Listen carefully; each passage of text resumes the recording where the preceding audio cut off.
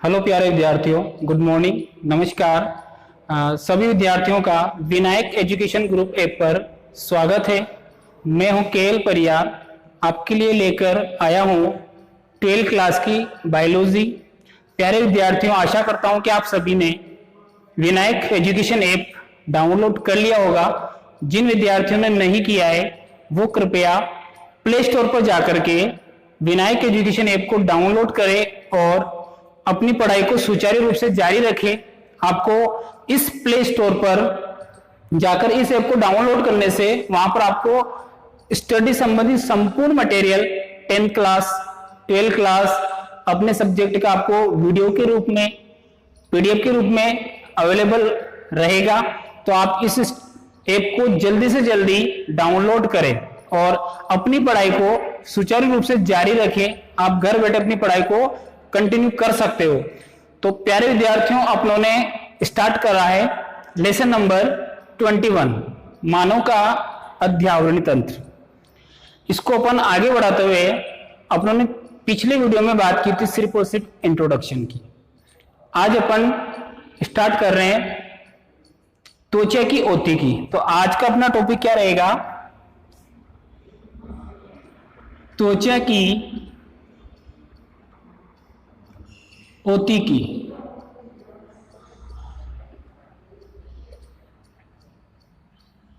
Histology of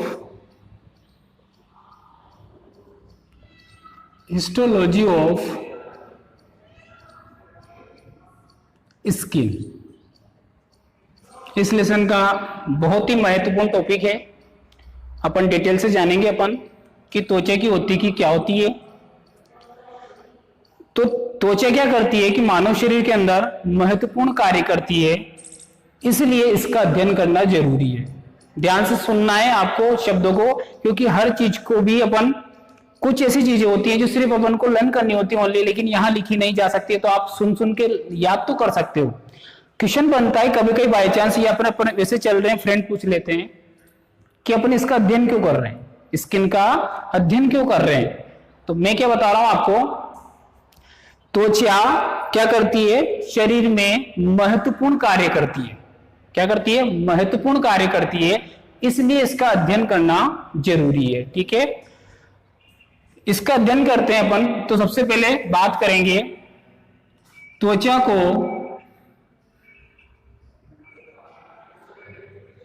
को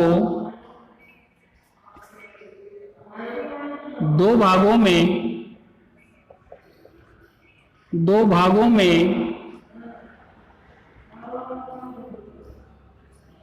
विभक्त किया गया है।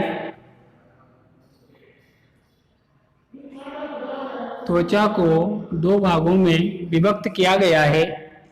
आप अपने हिसाब से इस लाइन को चेंज भी कर सकते हो। जरूरी नहीं कि जो मैंने लाइन लिखी आप यही लिखे।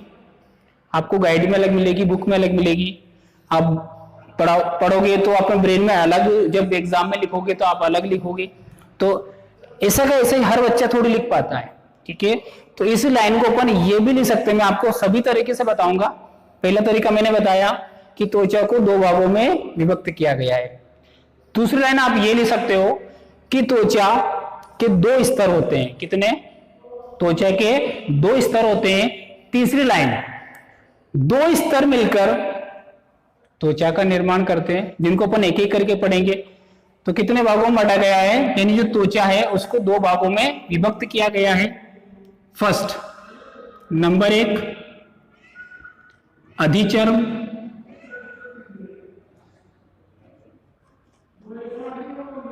इसको अपन इंग्लिश में बोलते हैं एपिडर्मिस।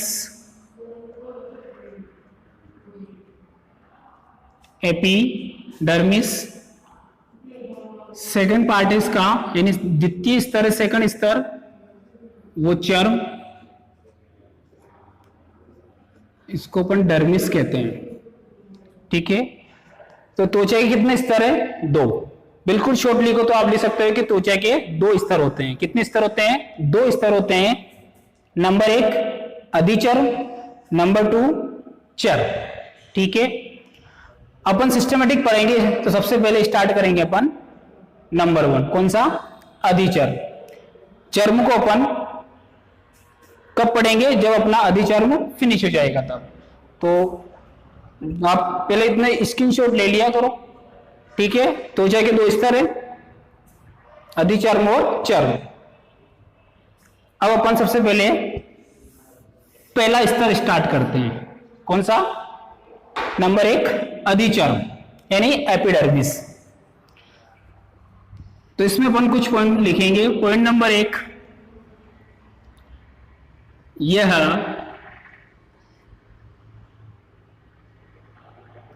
अधिचर्म का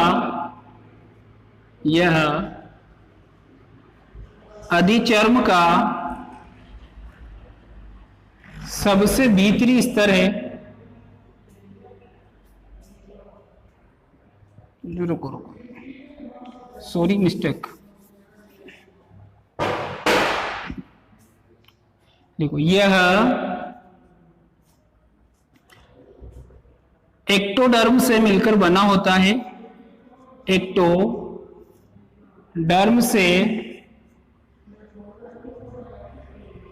मिलकर बना होता है। पॉइंट नंबर 2, इस स्तर में रक्त वाहिनियां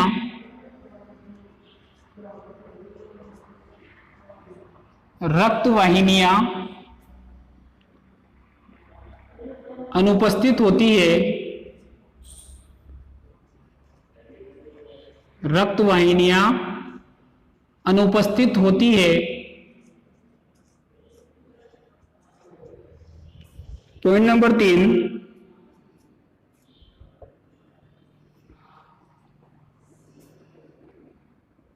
यह स्तर, अब यह का मीन्स अधिचर्म, यह स्तर शरीर के भिन्न भिन्न भागों में भिन्न भिन्न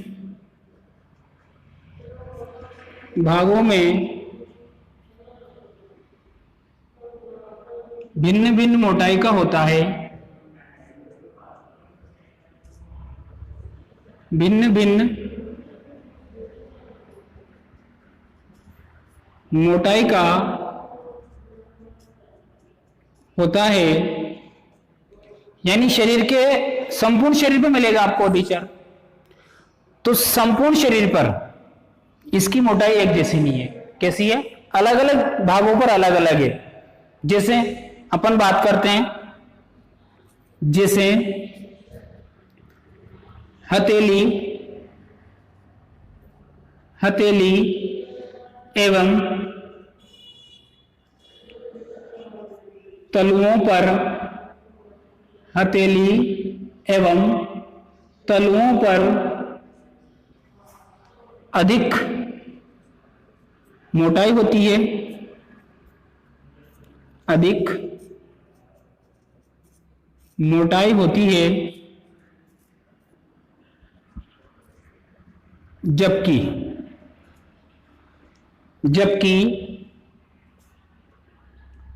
नेत्र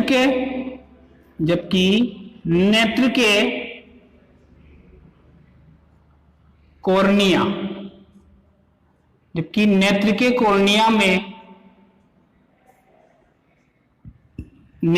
कॉर्निया में अधिचर्म स्तर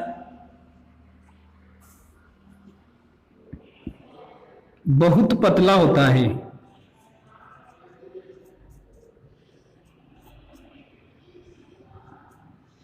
बहुत पतला होता है, ठीक है। बड़ा पॉइंट, लेकिन ध्यान सुनना कि यह स्तर शरीर के भिन्न भिन्न भागों में भिन्न भिन्न मोटाई का होता है। यानी जो अधिचर्म है आपके संपूर्ण शरीर पर है। अधिचर्म का स्तर संपूर्ण शरीर के भागों पर मिलेगा आपको, लेकिन इसकी मोटाई भिन्न भिन्न भागों पर भिन्न भिन्न प्रकार की होती है, यानी आपको संपूर्ण शरीर पे इसकी मोटाई एक जैसी नहीं मिलेगी। जैसे बात की अपनों ने कि हथेली और तलुओं, ये हथेली और अपन जो तलवे नीचे पांव के नीचे जो पंजे बोलते हैं, तो तलुओं पर इसकी जो मोटाई वो सबसे ज्यादा होती है। कहां होती है? हथेली और तलुओं पर। किसकी? अधिचर्म पढ़ रहे अपन, अधिचर्म की मोटाई सबसे अधिक होती है, जबकि नेत्र के कॉर्निया में, जो नेत्र का कॉर्निया है वहां पर सबसे पतला कौन होता है? अधिचर्म। क्वेश्चन यहां से दो तैयार हो गए। पहला क्वेश्चन क्या हुआ कि अधिचर्म की मोटाई सबसे ज्यादा कहां होती है, तो आपका आंसर क्या है? हथेली और तलवे। और सबसे पतला पूछे तो नेत्र के कॉर्निया। एक एक नंबर के दो क्वेश्चन यहां से भी तैयार हुए। इसके बाद बात करते हैं अपन नेक्स्ट पॉइंट की। पॉइंट नंबर 4 अभी भी किस में पढ़ रहे हैं अपन? अधिचर्म में, यानी त्वचा का पहला स्तर चल रहा है। ठीक है, दूसरा भी सोचना ही मत, बहुत लेट आएगा, बता दूंगा, पहले ध्यान से इसको सुनते जाओ। पॉइंट 4 हो गए अपने। पॉइंट नंबर नेक्स्ट की बात करते हैं अपन। अधिचर्म, अधिचर्म की कोशिकाएं, अधिचर्म स्तर की लिखना, अधिचर्म स्तर की, अधिचर्म स्तर की कोशिकाएं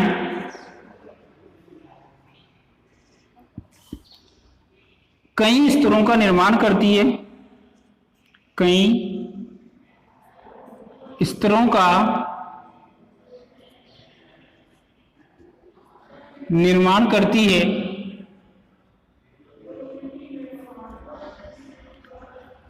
अतः इसे स्तरित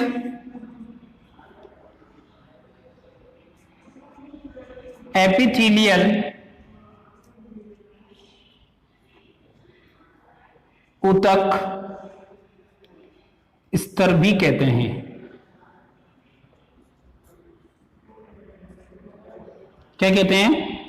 अधिचर्म स्तर की कोशिकाएं कई स्तरों का निर्माण करती है, यानी जो इस अधिचर्म स्तर की बात कर रहे हैं अपन, इस स्तर की जो कोशिकाएं हैं वो अनेक स्तरों का निर्माण करती है, इसलिए या फिर अतः इसे स्तरित एपिथेलियल ऊतक स्तर भी कहते हैं। यानी दूसरा नाम हो गया किसका? अधिचर्म का। क्यों हुआ? क्योंकि इसकी कोशिकाएं अनेक स्तरों का निर्माण करती है। लास्ट पॉइंट, 5वें पॉइंट की बात करते हैं अपन। तो अधिचर्म स्तर में अधिचर्म स्तर, अधिचर्म स्तर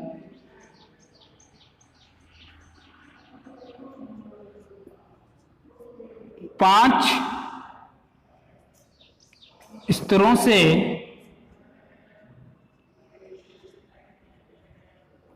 मिलकर बना होता है, बना होता है। या लो साहब, अभी तो चर्म तो बहुत दूर है, पहले क्या पढ़ेंगे अपन? अधिचर्म के फिर 5 स्तर हो गए। कितने हो गए? यानी 5 स्तर मिलकर के अब अधिचर्म का निर्माण करते हैं। एक बार फिर रिपीट कर रहा हूं, पूरा ध्यान से सुनना आप। मैंने अभी तक क्या क्या पढ़ाया आपको। सबसे पहले हेडिंग था अपना त्वचा की औतिकी, यानी त्वचा का अपन अध्ययन करेंगे। क्वेश्चन कैसे बनता है? 2 प्रकार से बनेगा, ध्यान से समझना पहले कि क्वेश्चन कैसे पूछा जाता है। या तो ऐसे कैसे क्वेश्चन पूछेगा कि त्वचा की औतिकी को समझाइए, ठीक है, तब आपको पूरा अधिचर्म और जो चर्म पढ़ेंगे दोनों को समझाना है। यह क्वेश्चन ऐसे बन सकता है कि त्वचा की संरचना का सचित्र वर्णन कीजिए। यह क्वेश्चन यह बन सकता है कि त्वचा की उदग्र काट का सचित्र वर्णन कीजिए। तब भी आपको दोनों स्तर, जो कि पहला मैंने आपको बोर्ड पे लिख रखा है, कौन सा? अधिचर्म, एपिडर्मिस, और जो दूसरा अपन ये पूरा पढ़ने के बाद स्टार्ट करेंगे, कौन सा? चर्म, डर्मिस, वो इस टॉपिक में पूरा ही आएगा, ठीक है, क्योंकि बड़ा क्वेश्चन निबंधार्थ में पूछा जाता है। 2 नंबर लघु में तो फिर एक ही पूछेगा, और 1 नंबर में तो कुछ भी पूछ सकता है। तो ये पहले स्क्रीनशॉट ले लो आप, ठीक है। तो मैं इसमें बात कर रहा था कि त्वचा की होती है, मैंने पहली लाइन क्या लिखी कि त्वचा को दो भागों में विभक्त किया गया है, यानी जो त्वचा है वो दो स्तरों से मिलकर बन, त्वचा दो स्तर, कौन कौन से त्वचा के दो स्तर, एक तो है अधिचर्म होता है और एक चर्म होता है। अधिचर्म को अपन एपिडर्मिस कहते हैं और चर्म को डर्मिस। कुछ नहीं करना आपको, देखो डर्मिस, ये अधि हटा दो आप तो चर्म बन जाएगा, यहां से एपी हटा दो डर्मिस हो जाएगा। तो जो सेकंड नाम, पहले आपको नाम याद रखना जरूरी है। त्वचा के कितने स्तर है कि दो, पहला कौन सा याद हो गया, अधिचर्म एपिडर्मिस। दूसरा नाम याद रखना है तो क्या करोगे आप, इसको आप अधि को हटा दो आप तो क्या बच गया, चर्म बचा। इंग्लिश में भी आप ऐसे हटाओगे, एपी को हटा दीजिए तो क्या बनेगा, डर्मिस। याद रखना आसान होगा दो नाम, एक याद रखो, इसकी नकल करके आप दूसरे में लिख सकते हो। तो ये बात समझ में आएगी, कैसे नकल करोगे आप सबसे पहले एक ही नाम याद रखोगे, क्या लिखोगे, अधिचर्म, इंग्लिश में एपिडर्मिस। अब आप इसको इतना छुपा के देखो आप, तो आपको दूसरा नाम मिल रहा है चर्म। इंग्लिश में भी ऐसे चेक करो आप, इतना छुपाओगे आप तो डर्मिस, तो नाम एक याद रखोगे, दोनों लन हो जाएंगे। तो ये तो त्वचा के दो स्तर हो गए, ठीक है। फिर मैंने आपको इसमें 5 पॉइंट लिखवाए। नंबर 1, यह एक्टोडर्म से मिलकर बना होता है। अपनी स्टार्टिंग में बात की थी त्वचा, अपन आगे बढ़ेंगे तब बढ़ेंगे चर्म में मेसोडर्म, क्योंकि इंट्रोडक्शन में आपके सवाल यहां से स्टार्ट हो जाते हैं, बच्चे पूछना स्टार्ट कर देंगे सर त्वचा में आपने मेसोडर्म बोला था इंट्रोडक्शन में, फिर अपन यहां एक्टो, ये स्तर है, ये पूरा कंप्लीट स्किन, पूरी स्किन, उसमें ज्यादा पार्ट किसका होता है, मेसोडर्म कोशिकाओं का। इसीलिए परिचय में मैंने आपको क्या बताया था, मेसोडर्म कोशिका से स्किन का निर्माण हो रहा था, ठीक है। यहां अपन स्किन का एक ही स्तर ले रहे हैं, ठीक है। ये बहुत पतला होता है चर्म से। दोनों को कंपेयर फिर मैं डिस्कस करूंगा जब चर्म पढ़ाऊंगा तब। ध्यान से सुनना कि अधिचर्म एक्टोडर्म से, यानी जो अधिचर्म स्तर है ये किससे मिलकर बन रहा है, एक्टोडर्म से, जो कि पतला स्तर है, कौन सा वाला, अधिचर्म का। और जो सबसे मोटा है ये 2 से 3 गुना मोटा रहेगा, इससे भी ज्यादा ही है, कौन सा वाला, चर्म। चर्म मोटा होता है और ये बनता है मेसोडर्म से। इसलिए आपको एक उदाहरण देता हूं कि जहां जिसकी पॉपुलेशन जनसंख्या ज्यादा होती है वही तो उसका, यानी गिनने में वही आता है। तो यहां पर चर्म किससे मिलकर बनेगा, मेसोडर्म से। इसीलिए मैंने परिचय में आपको क्या बताया था कि मेसो स्किन में कौन सी कोशिका, मेसोडर्म। तो ये दोनों मैंने कंपेयर कर दिया। अब एक बार फिर बात कर लेते हैं अपन सारे 5 ही पॉइंट की। नंबर 1, अधिचर्म, यह एक्टोडर्म से मिलकर बना होता है। पॉइंट नंबर 2, इस स्तर में रक्त वाहिनियां, आप इनको रुधिर वाहिनियां भी कह सकते हो, रक्त वाहिनियां अनुपस्थित होती है। क्या होती है, अधिचर्म में रुधिर वाहिनियां या रक्त वाहिनियां अनुपस्थित होती है। इसीलिए इस अधिचर्म को यहां से पोषण लेना पड़ेगा। जब डिटेल से पढ़ेंगे अपन तो बात करेंगे कि इसमें पोषण कहां से आता है, चर्म से। मैं आपको थोड़ा कंपेयर करके बता रहा हूं ताकि आपको धीरे धीरे याद होता रहे। आपको सिर्फ ये पॉइंट याद करना है भी। पॉइंट नंबर 3 कहता है कि यह स्तर शरीर के भिन्न भिन्न भागों में भिन्न भिन्न मोटाई का होता है। कौन सा, अधिचर्म। जैसे उदाहरण में हथेली और तलुओं पर अधिक मोटाई का होता है और नेत्र के कोर्निया पर सबसे पतला मिलेगा, ठीक है।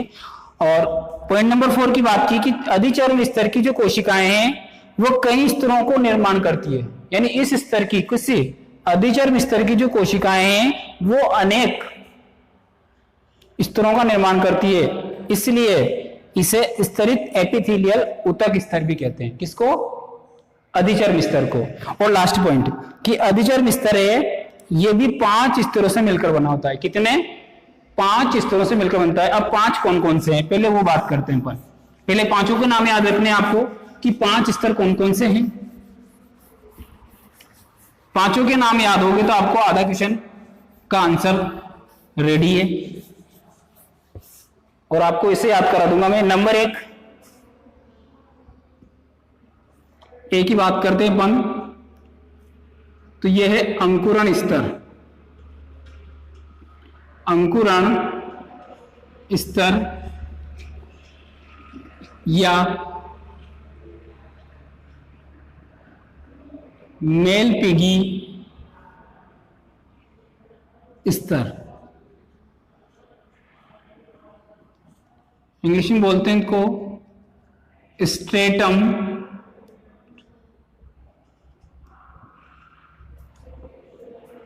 Mail piggy.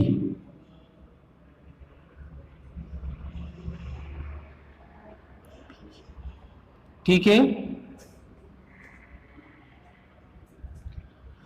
सेकंड, अंकुरण के बाद आता है शूल स्तर,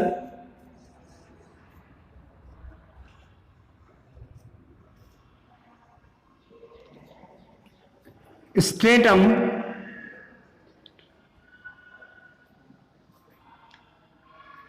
स्पाइनोसम,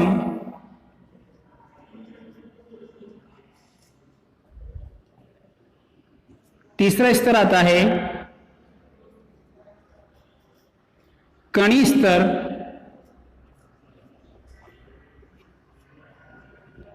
स्ट्रेटम ग्रेन्युलोसम,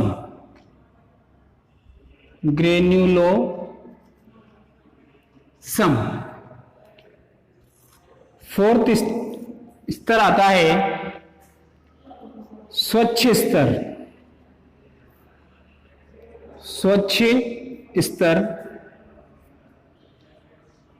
स्ट्रेटम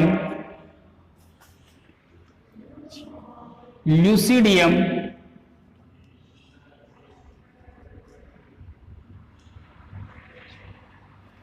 और लास्ट है फिफ्थ स्तर है वो कीण स्तर।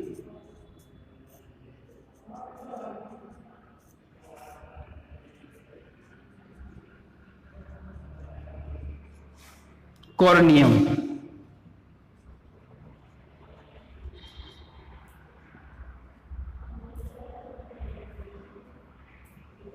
ठीक है, ये 5 स्तर है, आपको पांचों के स्तर क्रम वाइज याद होना चाहिए। अब बहुत सारे बच्चों को नहीं याद हो पाता है, भूल जाते हैं ऊपर नीचे किसका वर्णन कैसे करें। तो सबसे पहले आपको 5 स्तर कैसे याद होते हैं वो मैं याद कराता हूं। यहां से देखना बंद करो, सबसे पहले सुनो, आप गौर से सुनना, ऐसे कैसे याद हो जाएगा। आपने एक उदाहरण से दे रहा हूं मैं कि जैसे किसान होता है वो अपने, अभी जैसे बुआई का टाइम भी चल रहा है, अपने जो बीजों को है खेत में मिट्टी में क्या करता है, रोपता है। ठीक है, चाहे वो सोयाबीन का हो, मूंगफली का हो, कोई सा भी फसल ले सकते हैं, रबी खरीफ की बात करेंगे अपन, कोई सी भी फसल है उसका जो दाना होता है उसको सबसे पहले मिट्टी के अंदर रोप दिया जाता है, डाल दिया जाता है। ठीक है, कहां पर डालेंगे अपन, मिट्टी के अंदर। जैसे अपन मिट्टी के अंदर दाने को आपने डाला तो क्या होगा, 2 दिन 4 दिन 8 दिन अंकुरण होता है उसका। क्या होता है, तो जैसे ही मिट्टी का दाना आपने अगर जो कोई भी अनाज का दाना है वो मिट्टी में डाला तो क्या करेगा, वो अंकुरण करेगा। तो पहला क्या है, अंकुरण। ठीक है, आप मेलपी की याद नहीं रखो तो अंकुरण इस तरह से मैं आपको बता रहा हूं एक मेथड, इससे क्रम वाइज याद होगा और कभी नहीं भूलोगे। तो आपने सबसे पहले जो दाना है मिट्टी में डाला, उसमें क्या हुआ, अंकुरण। चलो बाई चांस किसान ने बो भी दिया लेकिन पानी नहीं गिरा, थोड़ा बहुत गिरा था, गीली मिट्टी थी, अंकुरण स्टार्ट हो गया लेकिन पानी नहीं गिरा। फिर क्या करेंगे, वेट करेंगे, लेकिन धीरे धीरे धीरे उसमें अंकुरण तो हो गया लेकिन पानी नहीं गिर रहा है। तो जो वो अंकुरित बीज है उसका जो फ्रंट आगे का जो मुंह होता है ना वो तीखा हो जाता है, उसे अपन शूल कहते हैं। शूल का मीन्स जो तीखी चीज, देखा होगा ना आपने, जो हार्ड हो जाती है, कठोर चीज जो चुभने वाली होती है उसको शूल कहते हैं अपन। तो शूल कैसे बना, पहले अंकुरण हुआ, अंकुरण कैसे समझ में आ गया, आपने कोई भी दाना मिट्टी में डाला तो उसमें अंकुरण हुआ, अंकुरण के बाद जैसे पानी अगर नहीं गिरता है तो कुछ समय के बाद कौन सा, शूल बन जाएगा, वो थोड़ा हार्ड हो जाएगा। तो आपको दोनों स्तर कैसे याद करने हैं, एक बीज के उदाहरण से याद रखना है।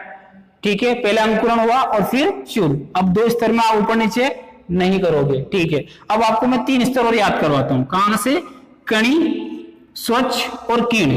कैसे याद रखेंगे अपन, क्योंकि ये भी लिखने पर बहुत सारे बच्चे कीण ऊपर लिख देंगे, नीचे कणी लिखेंगे। तो ध्यान से देखना आप कि पहला जो 12 खड़ी लिखते हो उसमें कक्का की आता है, देखना आप इस तरह से कक्का की। तो आप मुझे बताइए कि पहले क्या आ रहा है, क आ रहा है और बाद में की आ रहा है। ठीक है, तो पहले आप इस हिसाब से बारहखड़ी के अकॉर्डिंग ये चेक कर सकते हो कि पहले कणी आएगा कि किण आएगा। ठीक है, तो आप देखोगे क पहले आता है तो किण तो पहले नहीं लिखोगे ना, तो पहले कौन सा स्तर लिखोगे, कण स्तर लिखोगे। ठीक है, और लास्ट में कौन सा आता है कि की, तो किण आएगा। तो बीच में कौन है, कोई नहीं कोई तो स्तर है, तो वो कौन सा है, स्वच्छ स्तर है। तो पांच ही कैसे याद रखोगे आप, एक बार फिर देखो आप कि पांच स्तर कैसे याद रखना है। मैंने आपको बताया कि सबसे पहले आपने बीज को क्या किया, मिट्टी में डाला, तो क्या होता है, अंकुरण होता है। ये साफ अंकुरण हो गया।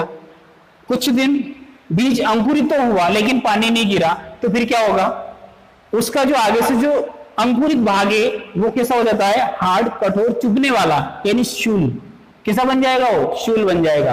तो दो स्तर तो आप इस तरह से याद रखोगे, पहले अंकुरण, पानी नहीं गिरेगा तो फिर याद रखो शूल बन जाएगा। ठीक है, अब आती बात की कणी लिखे कि किण लिखे अपन, क्या कणी लिखे या किण लिखे अपन, तो फिर आप क्या याद करोगे, बारहखड़ी कि पहले क आता है तो कणी, पहले कणी आएगा, फिर की बाद में आता है तो किण बाद में आएगा, और बीच में एक छूट रहा है तो क्या लिखोगे आप, स्वच्छ। तो इस प्रकार अधिचर्म के अपन 5 स्तर याद रख सकते हैं। कितने हो गए, 5 स्तर। इस प्रकार आप याद रखोगे। अब अपन एक एक करके पढ़ते हैं। नंबर 1, सबसे पहले अंकुरण स्तर। कौन सा स्टार्ट करेंगे अपन, अंकुरण स्तर। तो पॉइंट नंबर 1, यह अधिचर्म का, यह अधिचर्म का सबसे भीतरी स्तर होता है, भीतरी स्तर होता है जो चर्म के ऊपर स्थित होता है। कौन सा स्तर, अंकुरण स्तर। तो ये कहां मिलेगा आपको, चर्म के ऊपर, यानी अधिचर्म का सबसे भीतरी स्तर है। कौन सा है, सबसे भीतरी स्तर है जो चर्म के ऊपर स्थित होता है। ठीक है, यह स्तर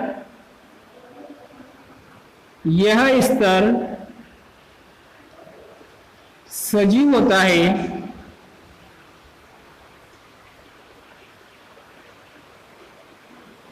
अर्थात इस स्तर की कोशिकाएं,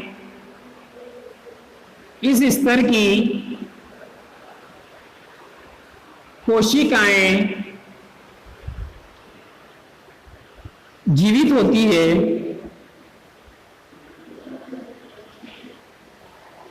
जीवित होती है क्योंकि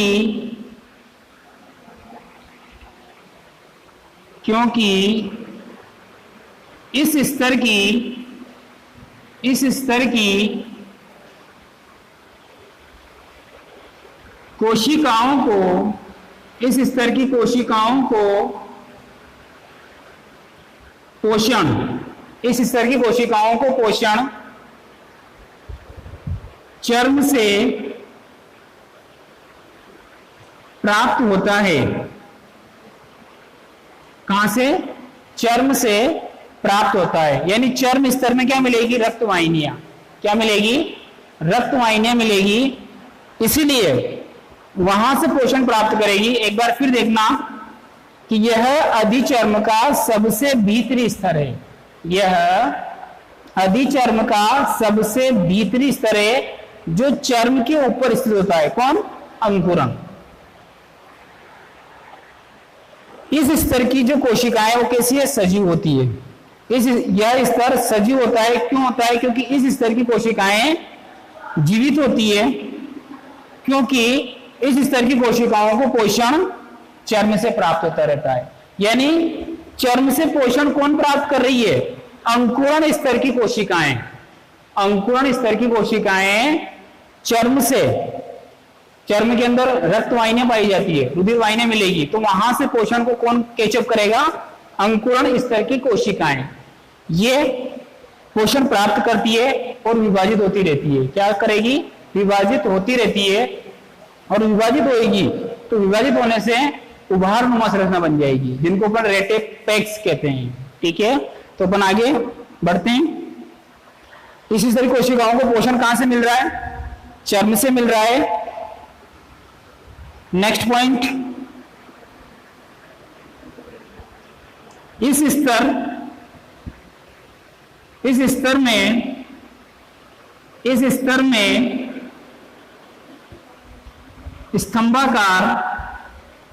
स्तर में स्तंभाकार आकार की कोशिकाएं पाई जाती है। स्तंभाकार आकार की कोशिकाएं पाई जाती है जो चर्म से पोषण प्राप्त करके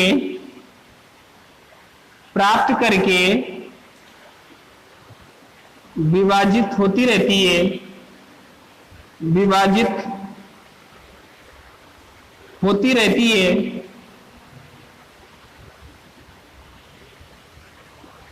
जिसके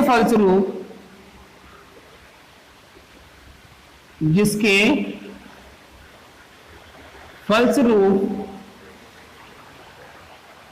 इस स्तर में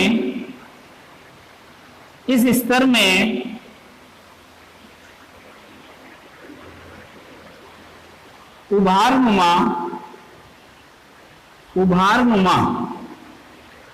मतलब कंगारों के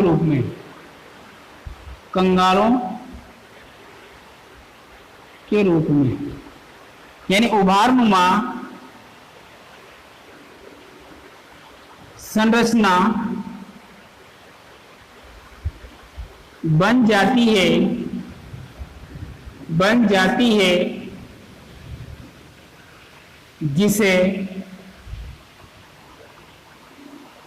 रेटेपेक्स कहते हैं।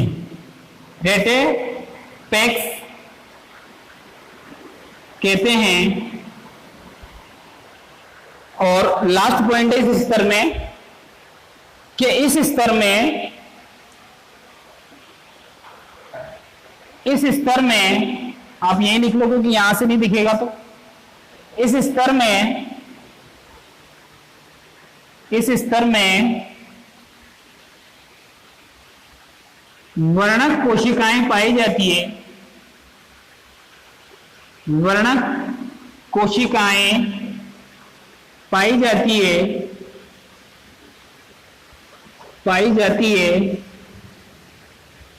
जो मेलेनिन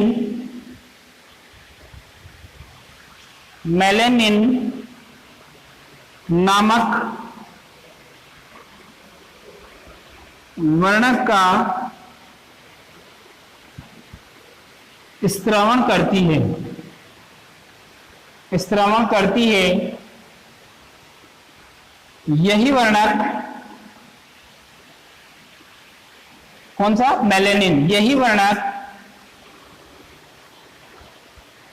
त्वचा को रंग प्रदान करता है। ये आपका अंकुरण स्तर कंप्लीट। एक बार इसका स्क्रीनशॉट ले लो, फिर मैं आपको रिपीट करवाऊंगा।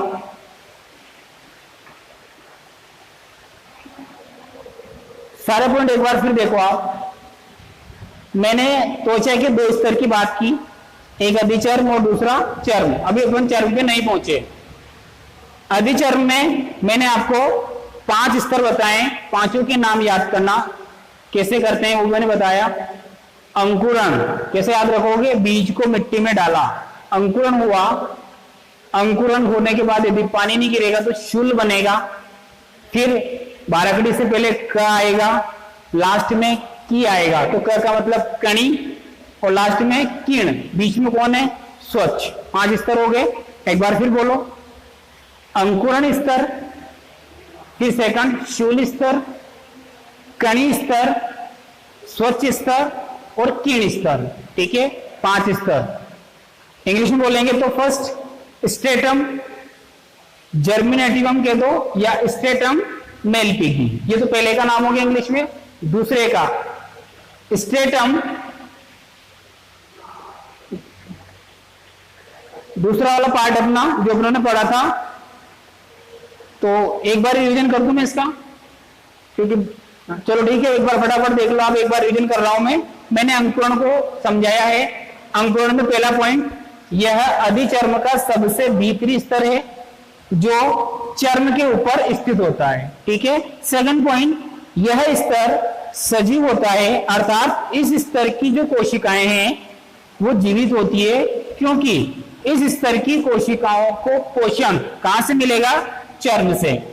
नेक्स्ट, इस स्तर में स्तंभाकार आकार की कोशिकाएं पाई जाती है जो चर्म से पोषण प्राप्त करके विभाजित होती रहती है, जिसके फलस्वरूप इस स्तर में उभारनुमा यानी कंगारों के रूप में एक संरचना बनती है जिसे अपन रेटिपेक्स कहते हैं। ठीक है। और लास्ट पॉइंट था अपना कि इस स्तर में वर्णक कोशिकाएं पाई जाती है जो मेलानिन का स्त्राव करेगी और वही आपकी त्वचा को रंग प्रदान करता है। प्यारे विद्यार्थियों, अपन नेक्स्ट वीडियो में बात करेंगे बाकी इसके पॉइंट की। तब तक के लिए धन्यवाद।